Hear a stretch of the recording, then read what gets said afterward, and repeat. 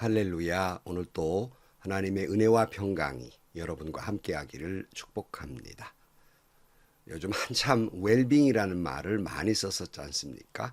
어떻게 잘 사느냐 굉장히 중요한 문제죠. 여러분 하루하루가 웰빙이 되시기를 축복합니다.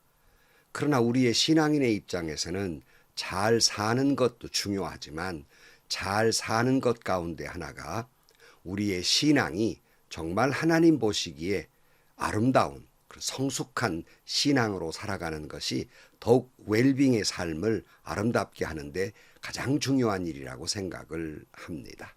오늘 또 여러분 하나님 보시기에 아름다운 성숙한 신앙을 가지고 믿음으로 살아가는 복된 하루가 되시기를 주의 이름으로 간절히 축원합니다.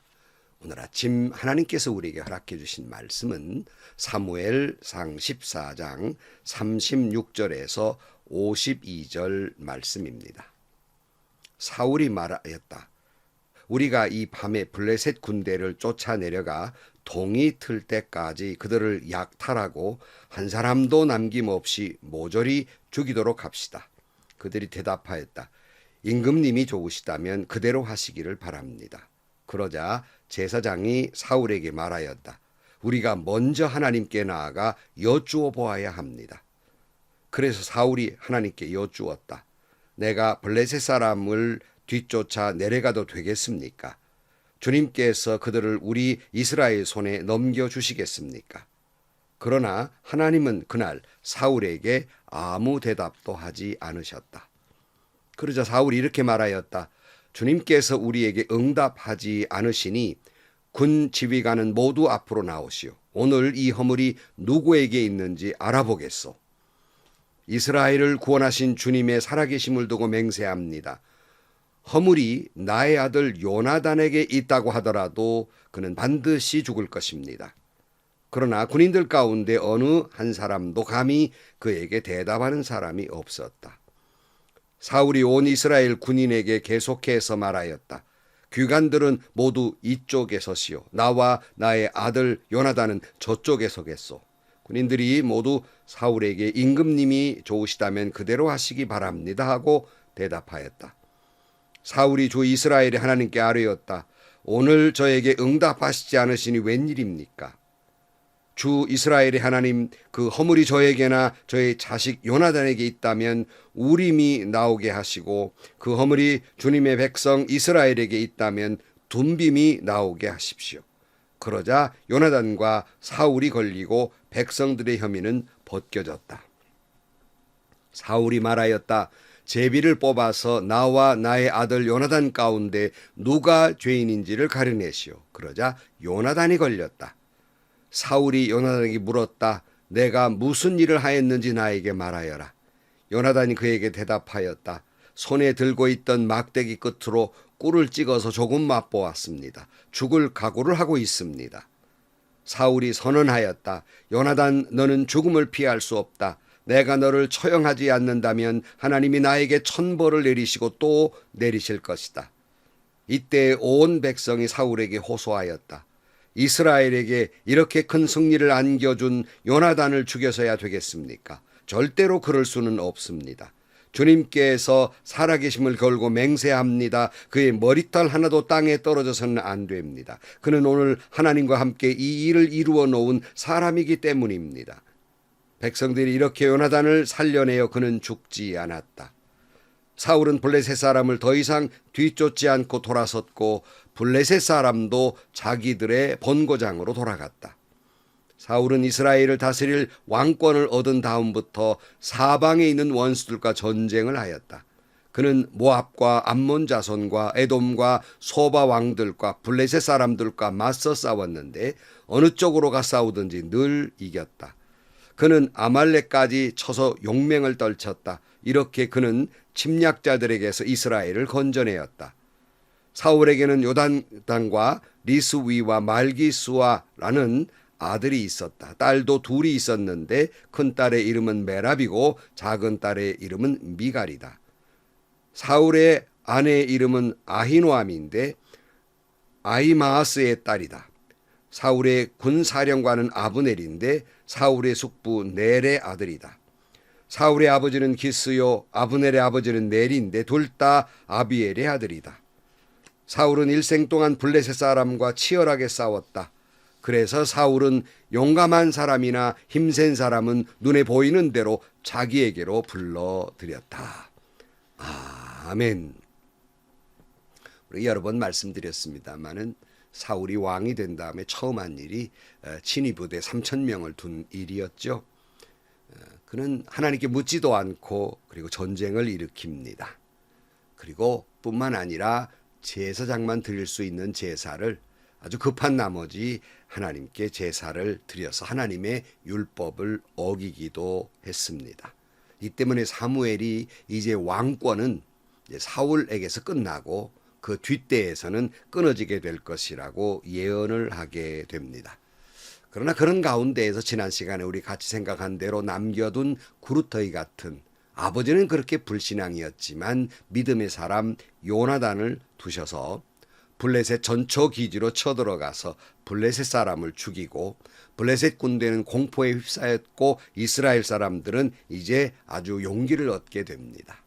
이 과정에서 사울이 급하게 되니까 그제서야 하나님의 궤를 얼른 가져오라 하고 야단을 하다가 가만히 전황을 보니까 유리하게 돌아가니까 가져올 것 없다 이렇게 이야기합니다.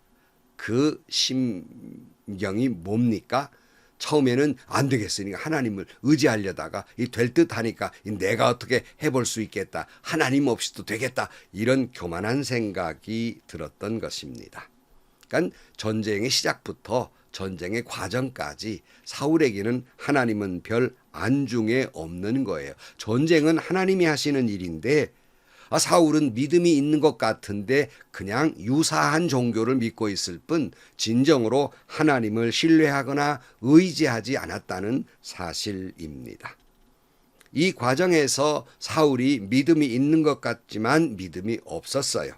자, 그런데 또 이게 그가 전쟁을 하면서 사람들에게 믿음이 있는 척하는 모습이 보입니다. 신앙을 끌어들여요. 그래서 온 백성에게 금식하라 이렇게 선포를 하면서 너희들 다 금식해서 내가 보복을 다 마칠 때까지 너희들은 금식하라 이렇게 금식을 선포합니다.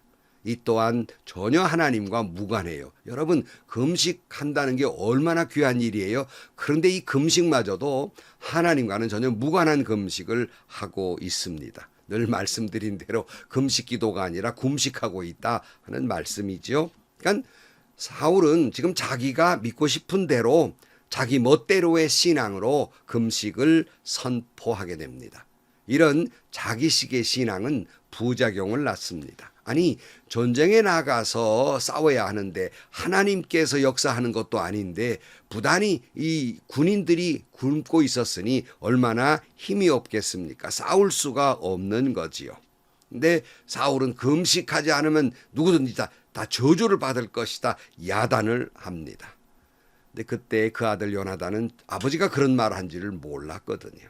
지팡이에 찍어 꿀을 먹는 그런 일을 하게 됩니다. 이제 그 아버지 사울의 말대로라면 요나단은 이 저주를 받게 생겼어요. 이제 죽임을 당하게 생겼단 말이에요. 사울 왕의 자기식 신앙은 자기 아들마저 죽게 만들 뿐만 아니라 온 이스라엘을 죄를 짓게 만듭니다. 군인들이 너무 배가 고프니까 자기들이 이제 차지한 그 짐승들을 잡아서 너무 급하니까 그냥 핏째 아주 짐승들을 잡아 먹게 됩니다. 하나님은 피는 생명이라고 해 생명을 해하지 말라는 뜻이 계셔서 핏째 먹지 말라 그랬는데 또 하나님의 말씀을 어기게 됩니다. 근데 사실은 이 죄는 사울 왕의 그 잘못된 신앙 때문에 죄를 짓게 됐는데 하나님을 의지하지도 않으면서 가짜 신앙, 자기가 만들어낸 종교, 그런 신앙으로 금식을 선포했다가 벌어진 일인데 군인들만 괜히 너희들이 하나님께 죄를 지었다 야단을 하면서 이제 돌 하나를 가져다가 이유에서 짐승을 잡아서 먹어라, 핏째 먹지 말아라 이렇게 이야기를 하게 됩니다.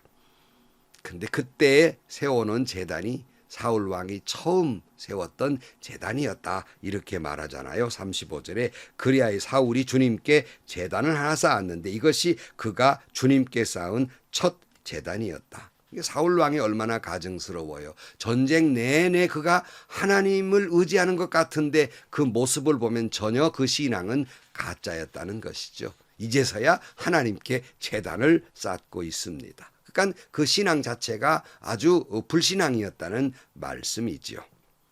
이제 또다시 그의 불신앙이 드러나는데요. 블레셋 잔당들을 소탕하려고 야단을 합니다. 그리고는 묻지도 않고 이제 다시 블레셋 잔당을 다 소탕하려고 하는 거예요. 36절 사울이 말하였다. 우리가 이 밤에 블레셋 군대를 쫓아 내려가서 동이 틀 때까지 그들을 약탈하고 한 사람도 남김없이 모조리 죽이도록 합시다. 그들이 대답하였다. 임금님이 좋으시다면 그대로 하시기 바랍니다. 그러자 제사장이 사울에게 말하였다. 우리가 먼저 하나님께 나아가 여쭈어 보아야 합니다. 사울 왕의 의식에는 하나님이 전혀 없어요. 그냥 급하면 하나님을 그저 전가의 보도처럼 알라딘 램프처럼 그저 얼른 하나님 이름 거론하고 뭐 적당하게 그렇게 싸우려고 했지만 그의 번번한 불신앙의 모습이 계속 드러납니다. 전쟁 내내 하나님의 뜻을 물어본 적이 한 번도 없어요. 이제서야 지금 처음 묻고 있는 거예요. 37절 그래서 사울이 하나님께 여쭈었다. 내가 블레셋 사람을 뒤쫓아 내려가도 되겠습니까? 주님께서 그들을 우리 이스라엘의 손에 넘겨주시겠습니까? 그러나 하나님은 그날 사울에게 아무 대답도 하지 않으셨다 그랬어요. 하나님은 속지 않습니다. 사울이 진정으로 하나님을 믿고 의지해서 물은 물음이 아닌 것을 아시거든요. 자기 힘을 의지하고 있거든요. 일은 다 저질러 놓고 뒤에 가서 하나님께 묻는다는 것이 이게 의미가 있는 일입니까? 여러분 시작부터 끝까지 철저하게 하나님께 기도하고 무슨 일이든 해야 되는데 많은 신앙인들도 그래요. 평소에는 기도도 않다가 막상 문제가 생기고 어려움이 생기면 그제서야 하나님이 이게 하나님 뜻입니까? 아닙니까? 그제서야 묻고 있다고요. 이런 신앙인들의 불신앙을 많이 발견하게 되고 그런 물음에 하나님이 응답하시겠습니까? 응답했다면 또 자기식 생각이지 진정한 하나님의 응답이 아니라는 거예요. 자기 생각일 뿐이에요. 참 제가 목회를 하면서 참 어려운 건 응답받았다는 거예요. 내가 볼 때는 자기 생각인데 자기가 기도해 응답받았다고. 그 자기 고집이고 그 자기 판단일 때가 참 많거든요. 자, 하나님 뜻과는 무관하게 자기가 믿고 싶은 대로 자기가 만들어 놓은 그런 신앙, 종교를 가지고 하나님께 기도한들 하나님은 응답하지 아니하실 것이고 축복도 하지 아니하실 것입니다. 여러분이 기도를 하십니까? 이게 하나님의 뜻 가운데 기도를 하는 겁니까? 내 마음대로 내가 원하는 대로 내 식으로 기도하고 있는 것입니까? 희생하고 봉사하십니까? 하나님 말씀대로 하나님의 뜻대로 봉사하십니까? 아니면 내가 하고 싶은 대로 내 마음에 들을 때는 희생 봉사하고 안 들으면 하지 않고 이런 내가 만들어 놓은 신앙 가운데 살고 있습니까? 여러분 그런 희생 그런 봉사 하나님과는 아무 상관이 없어요. 그런 기도 하나님과는 아무 상관이 없습니다. 하나님은 모른다 하실 것이에요. 여러분 목사가 교회 부흥하는 건 당연한 일이잖아요. 근데 저도 교회 부흥을 기도했지만 늘 하나님께 이렇게 기도했습니다. 하나님 정말 지금 이 교회가 부흥하는 것이 하나님의 뜻입니까? 아니면 이 목사가 부흥을 위해서 애쓰는 것이 저 자신의 공명심 때문입니까? 저 자신의 공명심 때문에 교회가 부흥하기를 원한다면 하나님 멈춰주시고 정말 이 교회가 부흥하는 것이 하나님의 뜻이라면 교회를 부흥케 해달라고 기도한 적이 많습니다. 당연한 것이지만 하나님의 뜻을 물었던 것입니다. 그러나 사울 왕은 전혀 하나님의 뜻을 묻지 않았습니다. 자기 공명심으로 그냥 전쟁을 일으켰던 겁니다. 이런 전쟁의 반복을 통해서 자기의 그 자리를 굳건히 하고자 하는 아주 못된 의도가 있었던 거예요. 가짜 신앙으로 저지른 전쟁에 대한 하나님은 응답하지 않습니다. 그제서야 정신이 번쩍 나가지고 이거 누구 죄 때문에 이런 일이 있었냐고 이제 우림과 둠빔을 가지고 가려내게 했는데 결국 그 아들 요나단이 걸려들게 됩니다. 사실 사울 왕의 거짓 신앙 때문에 요나단 아들이 죽게 생겼다는 말입니다. 그런데 내가 어찌하여 이런 죄를 저질렀냐고 사형에 처할 거라고 자기 잘못을 아들에게 모두 다 전가시키고 말아요. 그러자 백성들이 호소를 하지요. 이 전쟁을 여기까지 오게 한 건 요나단인데 요나단을 죽일 수 없다고 그러자 또 살려줍니다. 아니 지금 사울이 무슨 짓을 하고 있는지 맹세한 거 또 어기고 있어요. 도대체가 뭘 하고 있는지 무슨 신앙을 가지고 있는지 우왕좌왕 이랬다 저랬다 이런 모습을 혼란된 모습을 보게 됩니다. 우리는 이 모습을 보면서 마치 우리의 모습을 보는 것 같지 않습니까? 성도 여러분, 우리의 신앙은 진실로 하나님 앞에 신실하십니까? 내 뜻대로 믿는 것이 아니라 하나님 뜻대로 믿고 있습니까? 아니면 하나님 뜻과는 전혀 무관하게 하나님이 나에게 어떤 믿음을 원하시는지 깨닫지도 못하고 내가 믿고 싶은 대로 하나님의 말씀도 내가 듣고 싶은 말만 듣고 내가 하고 싶은 대로 행동하는 것은 하나님과는 전혀 관계없습니다. 하나님은 그거 다 모른다고 하실 것입니다. 그건 당신의 믿음이지 너의 믿음이지 네가 믿고 싶은 대로 믿는 건 네가 만들어 놓은 종교를 믿는 거지 나와는 상관이 없다 말씀하고 있는 것입니다. 그러면서도 많은 사람들이 이것이야말로 하나님이 원하시는 믿음이라고 고집스럽게 다른 사람에게까지 강요를 합니다. 자기 식대로 믿지 않으면 저거 잘못 믿는 거고 다 지옥 갈 사람으로 생각을 해요. 사울 왕과 똑같은 모습을 하고 있는 거지요. 그러므로 여러분 다른 사람까지 시험 들게 해요.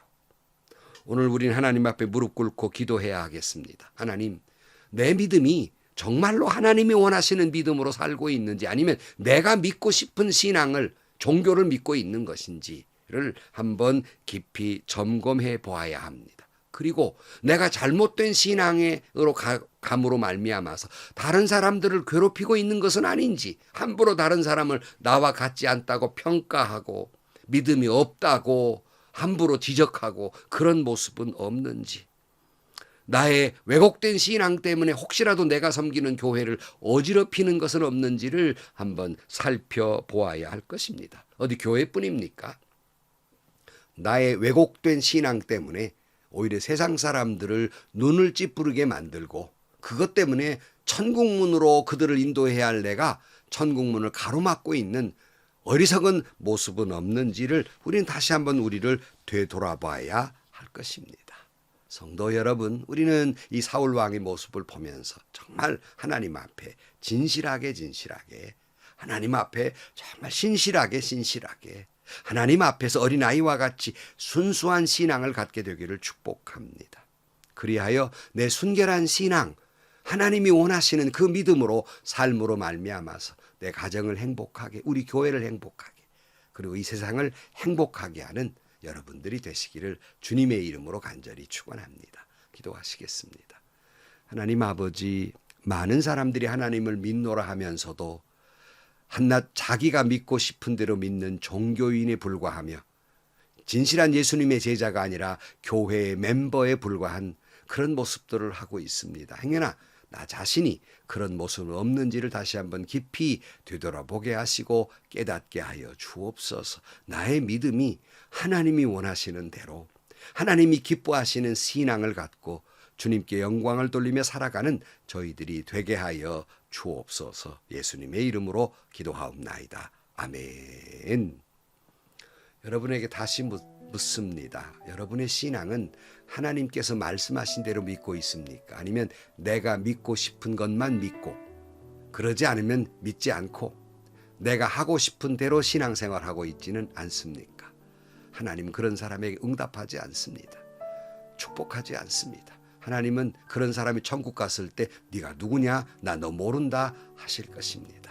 하나님이 원하시는 대로 여러분 신앙생활하고 하나님께 영광을 돌리시기를 주의 이름으로 축원합니다. 행복하시고요. 좋은 일이 가득한 하루가 되시기를 주님의 이름으로 간절히 축원합니다.